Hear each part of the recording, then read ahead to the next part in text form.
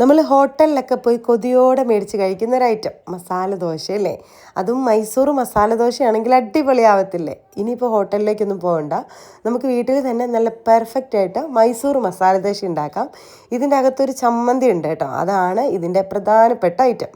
അപ്പോൾ നമുക്ക് ആദ്യം ചമ്മന്തി തയ്യാറാക്കാനായിട്ട് ഒരു 12 ഉണക്കമുളക്, ഞാനിവിടെ കാശ്മീരി ചില്ലിയാണ് എടുത്തിട്ടുള്ളത്. അതാകുമ്പോൾ കളറും കിട്ടും, എരിവും ഉണ്ടാകത്തില്ല. അതൊരു പാത്രത്തിലിട്ട് കൊടുത്ത് കുറച്ച് ചൂടുവെള്ളം ഒഴിച്ചൊന്ന് കുതിരാനായിട്ട് വെക്കാം. ഇനി ഒരു പാനിൽ കുറച്ച് വെളിച്ചെണ്ണ ഒഴിച്ച് കൊടുത്ത് വെളുത്തുള്ളിയും സവോളയും ഇതുപോലൊന്ന് വഴറ്റി ചൂടാറാനായിട്ട് വെക്കാം.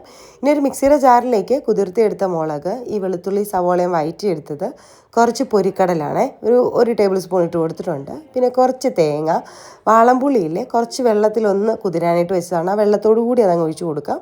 കുറച്ച് ഉപ്പും കൂടി ഇട്ടിട്ട് ഇതുപോലെ ഒന്ന് അരച്ചെടുക്കാം. ഒരുപാട് പേസ്റ്റ് പോലല്ല, ഈ ഒരു ചമ്മന്തിയൊക്കെ അരയ്ക്കത്തില്ലേ, അതുപോലെ അരച്ചങ്ങ് മാറ്റി വയ്ക്കാം. ഇനി പൊട്ടറ്റോയുടെ മസാല തയ്യാറാക്കാം. ഒരു പാനിൽ വെളിച്ചെണ്ണ ഒഴിച്ച് കൊടുത്ത് ചൂടായപ്പോൾ കടുകും ഉഴുന്നുപരിപ്പും ഇട്ട് പൊട്ടിക്കാവേ. എന്നിട്ട് ചെറുതായിട്ട് അരിഞ്ഞ ഇഞ്ചിയും വെളുത്തുള്ളിയും കൂടി ഇട്ട് ഒന്ന് വാടി വന്നപ്പോൾ സവോള അരിഞ്ഞ് ചേർത്ത് കൊടുത്തു, കറിവേപ്പില ചേർത്ത് കൊടുത്തു. ഇത് രണ്ടും ഒന്ന് വാടി വന്നതിന് ശേഷം മഞ്ഞൾപ്പൊടി ചേർത്ത് കൊടുക്കാം.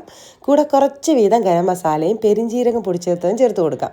എന്നിട്ട് നമ്മൾ പുഴുങ്ങി ഉടച്ച് വെച്ചിട്ടുള്ള ഒരു പൊട്ടറ്റോ ഇല്ലേ, അത് ചേർത്ത് കൊടുക്കാം. കുറച്ച് ചൂടുള്ള വെള്ളം ഒഴിച്ചിട്ട് ഇത് നന്നായിട്ടൊന്ന് മിക്സ് ചെയ്തിട്ട് മാറ്റി വയ്ക്കാം. നമ്മുടെ പൊട്ടറ്റോയുടെ മസാല റെഡി ആയിട്ടുണ്ട്. ഇനി നമുക്ക് ദോശ നല്ല കനം കുറച്ച് ക്രിസ്പി ആയിട്ട് ചുട്ടെടുക്കണം.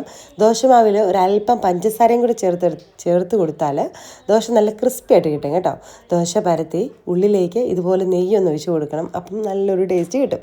ഇനി അതിൻ്റെ മുകളിലായിട്ട് നമ്മൾ ചമ്മന്തി ഉണ്ടാക്കി വെച്ചിട്ടില്ലേ, അതങ്ങ് തേച്ച് കൊടുക്കണം. എന്നിട്ട് നമ്മുടെ ആ ഒരു കിഴങ്ങിൻ്റെ മിക്സ് നമ്മുടെ ആവശ്യത്തിന് വെച്ച് കൊടുക്കുക. എന്നിട്ട് ഇതുപോലെ അങ്ങ് മടക്കി എടുക്കുക. ഇത്രയേ ഉള്ളൂ കേട്ടോ. നല്ല ടേസ്റ്റി ആയിട്ടുള്ളൊരു മൈസൂർ മസാല ദോശ റെഡി ആയിട്ടുണ്ട്. അപ്പോൾ എന്തായാലും ട്രൈ ചെയ്ത് നോക്കിയിട്ട് ഫീഡ്ബാക്ക് അറിയിക്കുക.